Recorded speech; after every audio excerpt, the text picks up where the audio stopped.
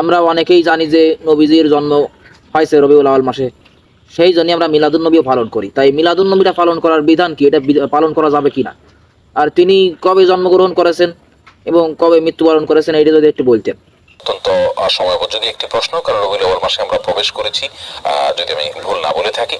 তো যেহেতু রবিউল আউয়াল 12 তারিখ কাছে যাচ্ছে, সেই দিন উপলক্ষে ঘটা করে আমাদের দেশে এবং আমাদের সাবকন্টিনেন্ট সহ পৃথিবীর কোনো কোনো অঞ্চলে ঈদে মিলাদুন নবী নবী জন্মের উৎসব পালন করা হবে।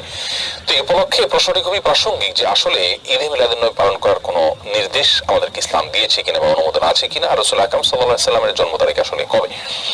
তো এই বিষয়ে বিশদ কোনো আলোচনা আমরা করতে পারবো না। আমাদের প্রিয় নবী সাল্লাল্লাহু আলাইহি সাল্লামের জন্ম তারিখটি ঠিক কবে, এ নিয়ে অনেকগুলো প্রায় 10টির মতো মত রয়েছে ইতিহাসবিদদের, আর আরো বেশিও রয়েছে। যাই হোক, এই সমস্ত মতগুলোর মধ্য থেকে একটি মত এটিও রয়েছে যে অনেক ইতিহাসবিদদের মতে তিনি জন্মগ্রহণ করেছেন রমাদান মাসে। রবিউল